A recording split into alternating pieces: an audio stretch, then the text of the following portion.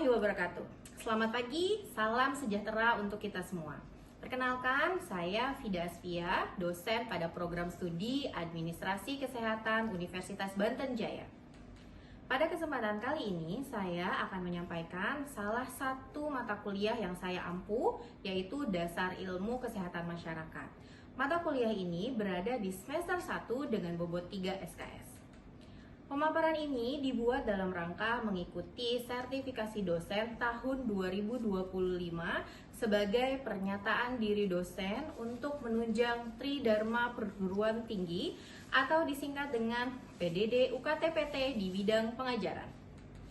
Dengan demikian, pada mata kuliah Dasar Ilmu Kesehatan Masyarakat ini disusunlah capaian pembelajaran mata kuliah atau biasa disebut dengan CPMK dalam mata kuliah Dasar Ilmu Kesehatan Masyarakat.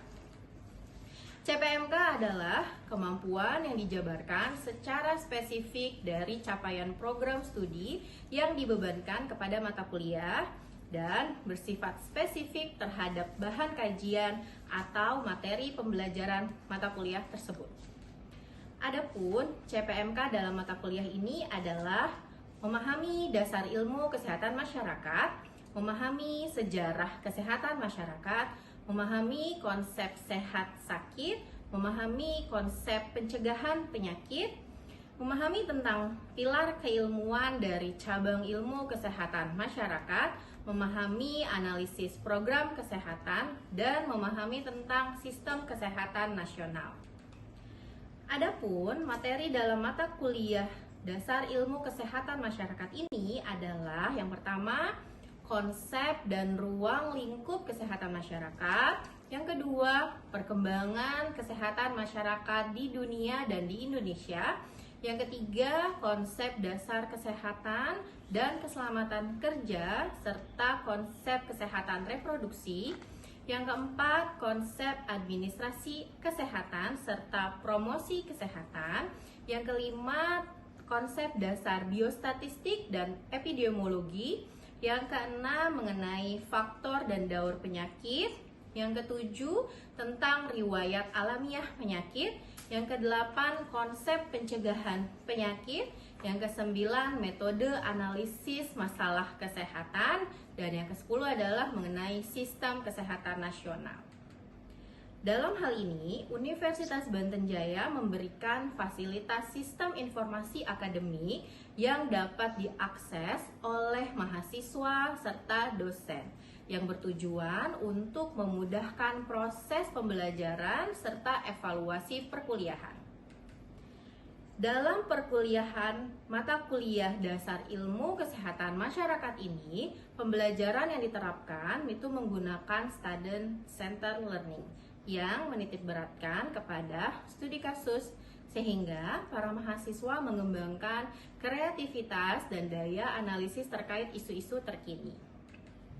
Nah, untuk mata kuliah Dasar Ilmu Kesehatan Masyarakat ini, komponen dan bobot penilaian meliputi kehadiran 10%, kuis 10%, tugas 20%, ujian tengah semester 25%, serta ujian akhir semester 35%.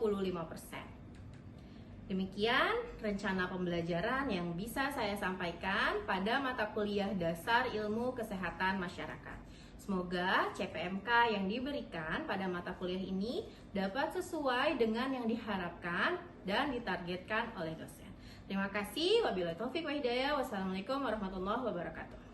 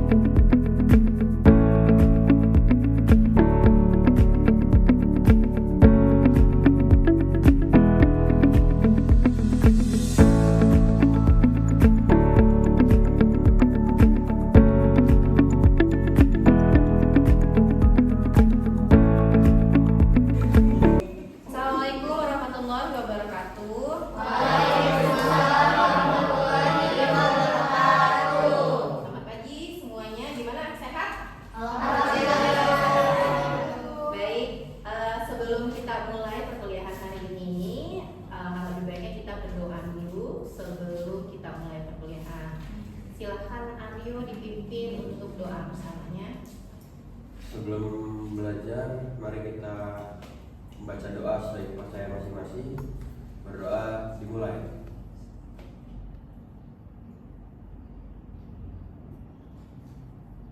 Amin. Berdoa selesai. Baik, terima kasih Aryo sudah memimpin doa kami semua, kita semua pada pagi hari ini.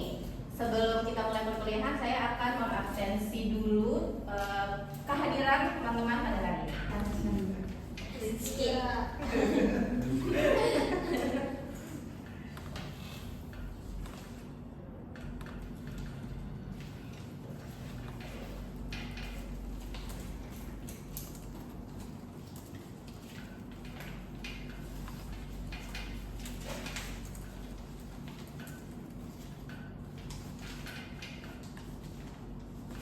Hendra, Ada. Rizkia Alexandra. Baik, hari ini kita akan membahas tentang konsep dasar ilmu kesehatan masyarakat. Sebelum kita masuk ke pokok bahasan, saya ingin mendengar dulu nih pendapat dari teman-teman tentang kesehatan masyarakat. Ada yang tahu tentang kesehatan masyarakat itu apa pengertiannya? Sila Ibu. Ya, silakan Sila. Ya, silakan Sila. Jadi kalau menurut saya itu Kesmas adalah kondisi sejahtera baik secara fisik maupun psikis pada suatu kelompok masyarakat Ibu.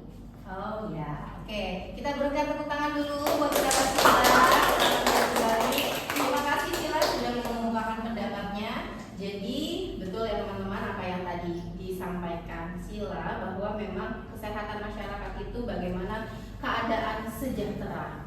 Ya, baik itu secara fisik, ya, baik itu secara psikis ataupun sosial ekonomi. Jadi tidak hanya terbatas pada kesehatan secara fisik saja, ya. Oke, kita akan lihat pokok bahasan kita hari ini. Hari ini kita akan membahas tentang definisi yang tadi memang sudah sedikit dikasih kisi-kisi gitu ya oleh Sila. Kemudian juga tujuan serta faktor-faktor yang mempengaruhi derajat kesehatan masyarakat.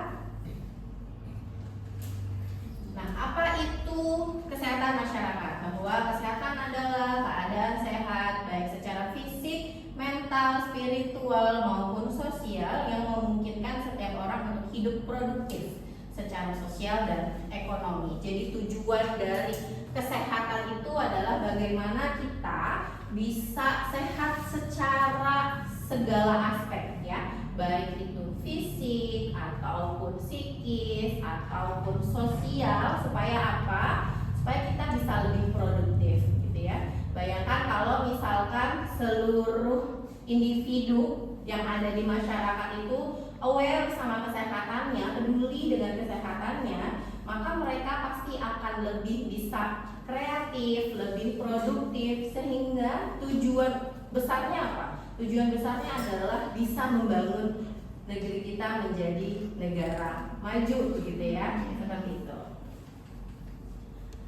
Kalau kesehatan masyarakat adalah ilmu dan seni memelihara, melindungi dan meningkatkan kesehatan masyarakat. Kenapa dikatakan ilmu dan seni? Karena menggabungkan keilmuan dan menerapkan kreativitas agar masyarakat mau peduli terhadap kesehatannya. Kan kalau seni tidak terlepas dari kreativitas ya, karena setiap individu pasti pendekatannya harus beda, gitu ya kan?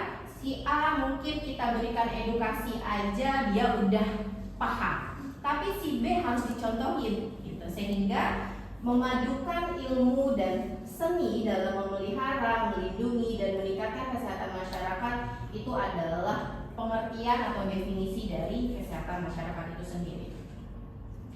Jadi kesehatan masyarakat itu apa? Jadi kesehatan masyarakat itu meluas. Yang awalnya hanya berkaitan dengan sanitasi, kemudian teknik sanitasi, ilmu kedokteran kuratif ya, ilmu kedokteran pencegahan sampai dengan ilmu sosial. Dan itulah semua ilmu ini mencakup ilmu kesehatan masyarakat. Ya. Upaya kesehatan masyarakat itu ada preventif, ada promotif, ada kuratif, dan ada rehabilitatif. Apa itu preventif? Preventif itu lebih ke arah pencegahan penyakit. Sedangkan promotif itu lebih ke arah pemeliharaan kesehatan, peningkatan kesehatan ya. Serta kalau kuratif itu penyembuhan penyakit, dan rehabilitatif adalah pemulihan dari kesehatan. Nah, kalau kita kaitkan dengan kesehatan masyarakat, ini ada pendapat nggak dari teman-teman? Kesehatan masyarakat tuh lebih ke mana sih? Lebih ke preventif kah, ke promotif kah, kuratif kah, atau rehabilitatif? Ada yang bisa jawab? Saya Ibu. Ya, silakan, Alex. Izin menjawab. Menurut saya kesehatan masyarakat itu lebih ke preventif dan promotif. Karena apa? Karena prinsip kesehatan masyarakat itu mengetahui cara bagaimana masyarakat tersebut tidak terkena penyakit tertentu. Oke, good answer. Jadi memang yang kesehatan masyarakat itu lebih ke arah preventif dan promotif. Karena kalau pengobatan dan pemulihan berarti dia bidang ilmunya lebih biasa dilakukan di ilmu kedokteran, ya kan? Dokter pada saat dokter praktek itu yang datang adalah individu pasien, ya kan? Maka dokter akan menangani sesuai dengan permasalahan individu itu. Tapi kalau kita berbicara tentang kesehatan masyarakat, bukan hanya individu yang ditangani, tapi adalah kelompok. Dari mulai kelompok terkecil di masyarakat yaitu keluarga, ya kan? Maka permasalahan pertama pendekatannya adalah kepada kelompok terkecil di masyarakat yaitu keluarga. Bagaimana bisa dalam satu keluarga itu berada dalam status sehat yang baik. Tadi kesehatan itu berarti adalah sehat secara semua aspek, ya kan? Iya. Bukan hanya fisik aja, tapi psikis juga gitu ya. Kemudian mental ya, sosial, ekonomi ya. Jadi dari semua sisi, semua aspek. Ya, makanya upaya kesehatan itu memang lebih ke arah preventif dan promotif. Oke. Lalu apa saja prinsip dari kesehatan masyarakat itu sendiri? Prinsip kesehatan masyarakat adalah usaha kesehatan masyarakat ini tadi ya lebih mengutamakan preventif dan promotif ya. Dalam melaksanakan kegiatannya lebih menitik beratkan pada masyarakat, baik sebagai pelaku perubahan itu sendiri maupun sebagai objek perubahannya. Jadi dari masyarakat untuk masyarakat gitu ya. Prinsipnya adalah bagaimana mereka akhirnya bisa mandiri, meningkatkan derajat kesehatannya, tidak selalu didampingi oleh petugas kesehatan gitu ya, tapi bagaimana mereka akhirnya bisa mandiri nih, meningkatkan derajat kesehatan. Lalu apa saja tujuan kesehatan masyarakat? Pertama tentunya meningkatkan derajat kesehatan dan kemampuan masyarakat secara menyeluruh. Nah ini tadi yang dibilang bahwa masyarakat itu supaya bisa mandiri, meningkatkan derajat kesehatannya ya. Tujuan khususnya meningkatkan individu, keluarga, kelompok masyarakat dalam pemahaman tentang pengertian apa itu sehat, apa itu sakit ya, dari segala aspek. Ingat lagi kalau kita berbicara tentang kesehatan, maka kita harus memperhatikan bukan hanya sehat secara apa tadi fisik, tapi juga sehat secara psikis, sosial, ekonomi. Ya, betul. Jadi betul dari semua aspek ya, bukan hanya secara fisik. Lalu kemudian meningkatkan kemampuan individu, keluarga, kelompok, masyarakat dalam mengatasi masalah kesehatan. Nah, ini faktor-faktor yang mempengaruhi kesehatan masyarakat atau derajat kesehatan.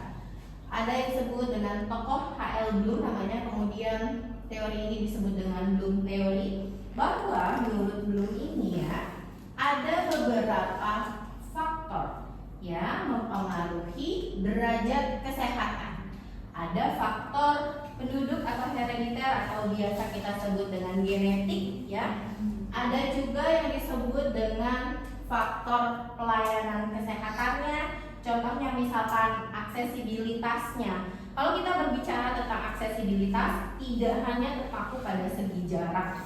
Apakah orang tersebut dengan mudah gitu ya datang ke fasilitas pelayanan kesehatan terdekat. Jadi bukan hanya jarak, tapi juga dengan biaya. Bagaimana biayanya terjangkau atau tidak nih? Itu untuk masyarakat dengan mudah mendapatkan pelayanan kesehatan ya. Lalu kemudian faktor perilaku atau sikap. Nah, ini juga kan masih jadi PR yang luar biasa. Bagaimana perilaku akhirnya bisa mempengaruhi derajat kesehatan masyarakat. Contohnya misalkan kalau kita ingin bugar dan sehat, maka harus apa? Olahraga. Terus dari segi makanan harus gimana? Makanan yang bergizi. Jadi intinya adalah pola hidup bersih. Lalu yang berikutnya adalah faktor lingkungan. Bagaimana lingkungan fisik, lingkungan biologis, lingkungan sosial kulturalnya. Jadi lingkungan fisik contohnya sanitasi, ketersediaan air bersih, begitu ya. Itu juga turut serta mempengaruhi derajat kesehatan masyarakat. Contoh misalkan penyakit yang dipengaruhi oleh lingkungan.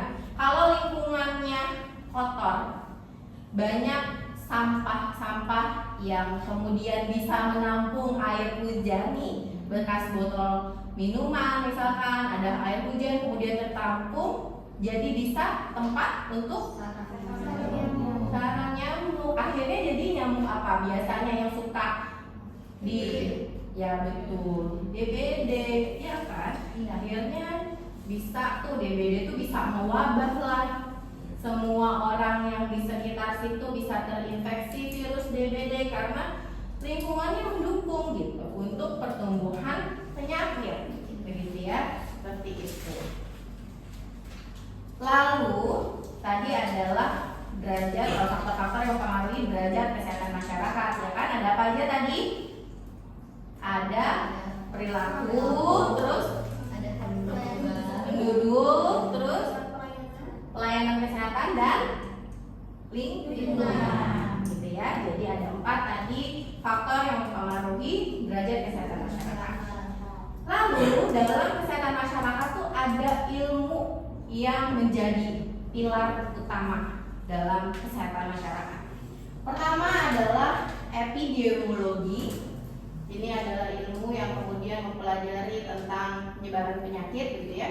Ada kesehatan lingkungan, ada gizi kesehatan masyarakat, ada biostatistik, ada kesehatan kerja, ada administrasi kesehatan dan kebijakan kesehatan, dan ada pendidikan kesehatan dan ilmu perilaku. Nanti di pertemuan-pertemuan berikutnya kita akan bedah satu persatu tentang ilmu kesehatan masyarakat ya. Nah, sekarang tadi kan kita sudah pelajari tentang apa itu pengertian kesehatan masyarakat, ya kan? Apa itu tujuannya, lalu faktor yang mempengaruhinya apa saja.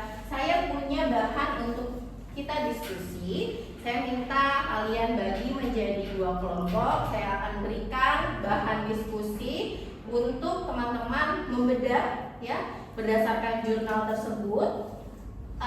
Apakah stunting ini ya dipengaruhi oleh faktor-faktor apa saja menurut teori Bloom?